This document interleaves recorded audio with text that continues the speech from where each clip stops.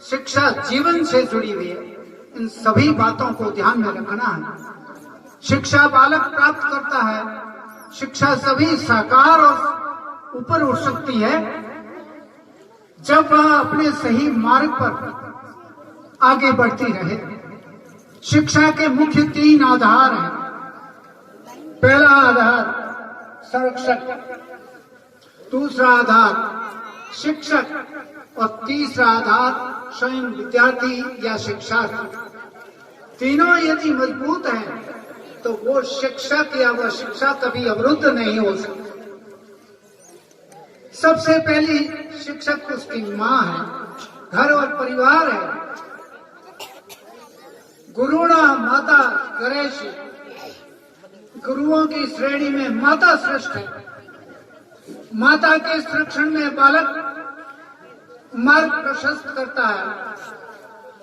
माता घर की लक्ष्मी और माता घर की दीपक है।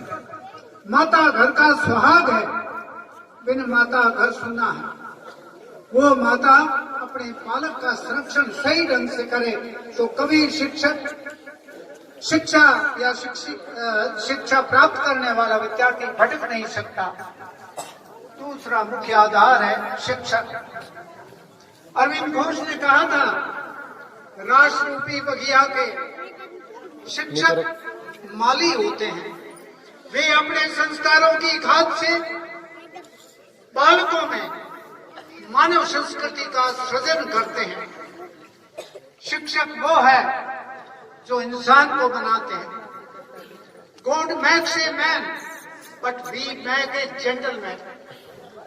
भगवान आदमी को तो बनाता है, लेकिन उसमें इंसानियत या मानवता से परिपूर्ण करने का नाम शिक्षक। शिक्षा मार्गदर्शन का शिक्षक करता है। शिक्षक संरक्षक भी है, शिक्षक पढ़ाने वाला भी है और शिक्षक उसके पेरेंट्स में भी 3 गुण हैं। जब मैं किसी संस्थान में भार संभाल रहा था तो मुझे परम मेरे आदरणीय स्वर्गीय श्री कंस सिंह जी ने कहा था कि तुम यहाँ के व्यवस्थापक भी हो, तुम यहाँ के संरक्षक भी हो और तुम एक शिक्षक भी हो। इस बात का ध्यान रखना। उस बात को मैंने जीवन में अपनाने की कोशिश की। जिस संस्थान में बिजली का बिल भरने के लिए सोचना पड़ता था कि धन की व्यवस्था कहां से करें, वहां से शुरू हुई। आज दानदाताओं के, भामाशाहों के, पूर्व विद्यार्थियों के सहयोग से 103 दुकानें, जिसका 60,000 रुपया हम जीएसटी भरते हैं हर साल। तो ये मलिदा जी की कृपा, दानदाताओं की कृपा। आज जब ये क्रम मैंने देखा बड़ी प्रसन्नता हुई। एक एक बूंद से घड़ा भरता है, लेकिन ये सोचे कि यदि मैं बूंद नहीं डालती तो क्या फर्क पड़ेगा। तो बूंद से तालाब भरा जाने वाला पानी से भर गया, ऐसा नहीं होना चाहिए। विद्यार्थी तीसरा है, विद्यार्थी को ध्यान रखना चाहिए। राधा कृष्ण ने कहा था, विद्यार्थी हमें भावी पीढ़ी की स्वाभिमानी उत्तराधिकारी है। इन बच्चे आज का बालक कल का पिता है। इन बच्चों में जो भावना भरोगे वही काम आएगी। मुझे याद आ रहा है कि एक समय में स्वामी रामतीर्थ जी अमेरिका की यात्रा से जापान चले गए। जापान में एक प्राथमिक विद्यालय के अंदर बच्चों के बीच में गए। बच्चों ने ऑटोग्राफ, आप हस्ताक्षर हमारी पंजिका में कीजिए। बड़े संत थे, उन्होंने हस्ताक्षर किए। जाते समय कहा कि बच्चों, मैं आपसे 2 प्रश्न पूछना चाहता हूं। बच्चों ने कहा, यस सर, पूछिए। पहला प्रश्न पूछा कि आप सबसे अधिक किस धर्म को मानते हैं और किस महात्मा को अधिक महत्व देते हो। बच्चों ने हाथ खड़ा किया, बौद्ध धर्म और महात्मा बुद्ध को। अच्छा, फिर कहा इसके पश्चात आपके दृष्टिकोण में कौन संत महत्वशाली है। तो बच्चों ने एक विद्यार्थी ने हाथ खड़ा करके कहा, कन्फ्यूशस जो चीन का दार्शनिक भी है, विद्वान भी है, जिसने ये कहा था, अज्ञानता ऐसी घोर अंधेरी रात्रि के समान है जहां न चांद है न तारे हैं। उस कन्फ्यूशस का नाम लिया, कहा अच्छा बच्चा, अब एक बात का उत्तर देना, आपके देश पर आक्रमण हो रहा है, उसका आदेश बुद्ध ने दिया और सेनापति का काम कन्फ्यूशस ने लिया। बोलिए बुद्ध के साथ आपका क्या व्यवहार है? प्राथमिक स्तर के बच्चे ने हाथ खड़ा किया और कहा, बोलो क्या कहना चाहते हो? उस बच्चे ने कहा, उसके तलवार से गर्दन उड़ा करके चौराहे पर फेंक देंगे। ये उत्तर था उस बच्चे का। फिर कहा, उसके साथ दूसरे बच्चे को पूछा, कन्फ्यूशस के साथ तुम्हारा क्या व्यवहार है? तो उसने उत्तर दिया, उसके हाथ पैर काट के आंखें निकाल के चौराहे पर फेंकेंगे ताकि जनता देखे कि हमारे देश पर आक्रमण करने वाला चाहे भगवान भी है, हम उसे क्षमा नहीं कर सकते। ये बच्चों के संस्कार है। आपको ज्ञात होना चाहिए, इतनी छोटी बच्ची 13 वर्ष की 1857 के गदर में जिसके अंदर है, उसे पकड़ा गया अंग्रेजों द्वारा और कहा गया, बताओ नानाजी कहाँ है? नानाजी की पुत्री थी जो 1857 क्रांति के नेताओं में थे। उसने कहा, अपने देश में जिंदी जला दी जाओगी। उसने कहा, मुझे इस बात का गर्व है, मेरे देश की मेरी माताएं स्वाभिमान के साथ अग्नि का समर्पण करती है, मुझे क्या डरा रही।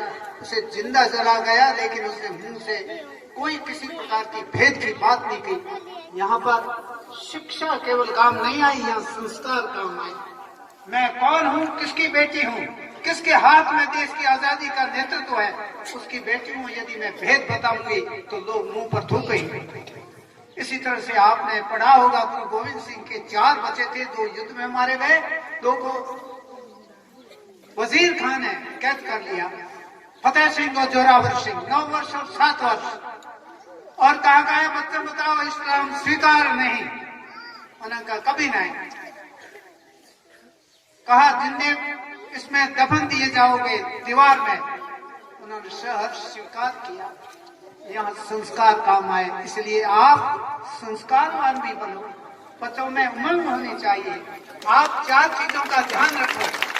पहला है, तीसरा है, उत्सुकता होनी चाहिए कि मैं क्या प्राप्त करना चाहता हूँ। अपने आप को जानो, आत्मनिर्भर, अपने को जानो, मैं कौन हूँ, क्या कर रहा हूँ, मैं जो कर रहा हूँ उस पर, परिवार पर, समाज पर, राष्ट्र पर क्या फर्क पड़ता है। इस बात को आप सोचिए, तो आप इस प्रकार का संस्कारों से, जैसे मैथिली गुप्त ने एक जगह पर कहा है हिंदू नामक काव्य में, युग युग से संचित संस्कार, ऋषि मुनियों के उच्च विचार, धीरों वीरों के व्यवहार है निज संस्कृति के व्यवहार। ये हमारी संस्कृति है और हमारी संस्कृति के संस्कार है। संस्कारवान नदी के 2 किनारे हैं, एक किनारा शिक्षा, दूसरा किनारा अनुशासन। अनुशासन भी 2 तरीके से है। अध्यापक जी के रोकथाम से यदि अनुशासन रखते हो, अध्यापक जी के हटने के बाद आप जैसे थे। एक स्वयं अनुशासन होता है, वो ये कि मैं क्या करने जा रहा हूँ। देश प्रेम, भक्ति। अरबी में एक कहावत है, हुब्बुल वतन जुज़्बुल ईमान। आप में यदि राष्ट्र प्रेम है तो आपको किसी मंदिर में जाने की आवश्यकता नहीं, आपको किसी के सामने नमन करने की आवश्यकता नहीं। आप देशभक्त हैं। आपकी यह जो भक्ति है, ये धर्म से भी ज्यादा प्रभावशाली है। सबसे बड़ा धर्म है देश धर्म। देश धर्म संकट में होता है तो हमारा गो धर्म, माता धर्म, सारे मंदिर, क्या हुआ हमारे मंदिरों का, उत्तर भारत के मंदिरों का? हम मालाएं जपते रहे, माला से क्या उपलब्धि हुई? जो शहीद हुए, बची हुई संस्कृति आज है। दक्षिण भारत में आप जाइए तो आपको मिलेगी। तो आप संस्कारवान बनो, ज्ञानवान बनो, उत्सुकता रखो, फिर उद्देश्य रखिए। निरुद्देश्य बिना पतवार की नाव के समान मत बनिए। उद्देश्य, destination, desire and then destination. तीसरा है डिटरमाइनेशन, दृढ़ संकल्पी हो जाओ कि मुझे ये कार्य करना है, do it, must do it, करूंगा ही, ऐसी दृढ़ता के साथ आपको ये समझ में आएगी बात। और चौथा है डेडिकेशन, समर्पित, चाहे शिक्षक हो, चाहे अध्यात्म गुरु हो, चाहे आपके माता पिता हो, उसके प्रति आप पूर्ण रूप से समर्पित हो जाइए। यदि 4 चीजों का ध्यान रखोगे तो आप आगे बढ़ सकोगे। मैं समय अधिक नहीं लूंगा। आज दुनिया का माना हुआ सेठ रतन जी टाटा, अभी 2 दिन पहले उस पर उक्ति भी कोई आई थी फोटो, उस रतन जी टाटा RMS गुरु के चेन्नई के अंदर कोई विश्वविद्यालय है, वहां चले गए। वहां जाने के बाद में वहां के विद्यार्थियों ने प्रश्न पूछे कि हम सफल होने के लिए क्या करें। तो उन्होंने 4 चीजें बताई कि देखिए, सबसे पहले टीम वर्क, आप अपने मित्र के साथ बैठ करके, जो आपको ज्यादा जानता है कम जानता है, चारों की टीम बनाओ और साथ में उस पर रिवीजन करो, वो अच्छी तरह से याद रहे। दूसरा है टाइमिंग, समय को पहचानो, समय का सदुपयोग करो, व्यर्थ की बातों में समय मत गवाओ और लग जाओ। तीसरा है प्लान, योजना के अनुसार चलिए, बिना योजना कुछ नहीं कर सकते। और लास्ट में जो है वो है इनोवेशन, जो वर्तमान में आपके विद्यालयों में नाम आ रहा है। इनोवेशन का अर्थ होता है नवाचार। आप अपना मंच पर आते ही उस तकनीक से बात करो कि एक बार तो ध्यान आपकी तरफ लोगों का आ जाए, इस ढंग से बात करो। आपको कहा जाए कि राजस्थान पर 5 पंक्तियां लिखिए या गाय पर 5 पंक्तियां लिखिए, तो बड़ा एक विचारणीय बिंदु हो जाता है। सीधा यही होता है, गाय एक पालतू पशु है, उसके 4 पैर होते हैं। लोग ये आपके स्तर का नहीं है, ये पहली दूसरी का बच्चा कहेगा, लेकिन विद्यार्थियों का ही है। उस समय आपको कुछ अपनी प्रस्तुति अलग ढंग से देनी पड़ेगी। भारतवर्ष के इतिहास में माता का महत्व है। जन्मभूमि जन्मदानी माँ और तीसरी हमारी माँ के रूप में वो गौ माता है। इस तरह से कहो तब लोग सुनेंगे। नवाचार, नए ढंग से आपका जसाई के बारे में बहुत सी बातें हुई, बहुत अच्छी बात है। ये पुराना स्टेट टाइम का राजा के राज का ये स्टेशन है, पानी के लिए प्रसिद्ध था। मैं आपको बता दूं, अभी गांधी जी का अभिनय किया बच्चे ने, लेकिन गांधी जी इसी रेल की पटरी से 29 मार्च 1931 को कराची गए थे। ये एक ऐतिहासिक बात है, जहां सरदार पटेल अध्यक्ष थे कांग्रेस के, और इस रेल से मारवाड़ जंक्शन होते हुए वो वहां पहुंचे थे। तो आपने अभिनय किया, और इस भूमि पर उनका भी, चाहे वो रेल में हो, लेकिन पदार्पण हुआ। उस गांधी जी के सिद्धांत को भी याद रखिए। गांधी जी हम तो कह देते हैं विचारों में, बच्चे में ये नहीं, मजबूरी का नाम गांधी, वो कितने गजब की बात है।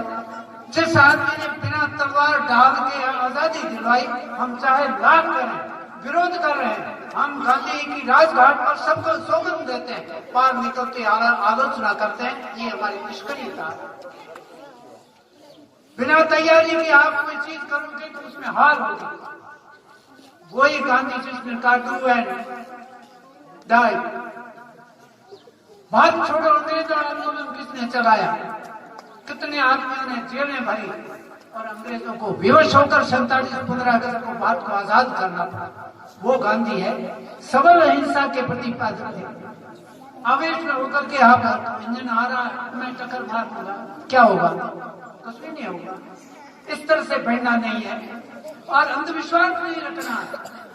गौरी और गौरी जब आ रहा था पृथ्वीराज और उनकी सेनाओं में गाय आ गया, तीर नहीं चलाए, पृथ्वीराज जी का क्या दशा होगी? बोलो कौन सा धर्म काम आया? वहां तो आपको शत्रु मानना पहला धर्म है, इसलिए शत्रु को मारिए। वर्तमान परिस्थितियों में हम ऐसे स्थान पर बैठे हैं जहां से केवल 60-70 किलोमीटर पर एक राष्ट्र की सीमाएं 228 किलोमीटर मिलती है। वो हमारा पड़ोसी है। इसी इसी देश का भाग अलग हुआ है लेकिन द्वेष रखता है। धन्य है उस इंदिरा गांधी को जिसने उसके 2 टुकड़े किए। इंदिरा गांधी के शासन को लोग कहते हैं इंदिरा गांधी को सही, लेकिन हमारे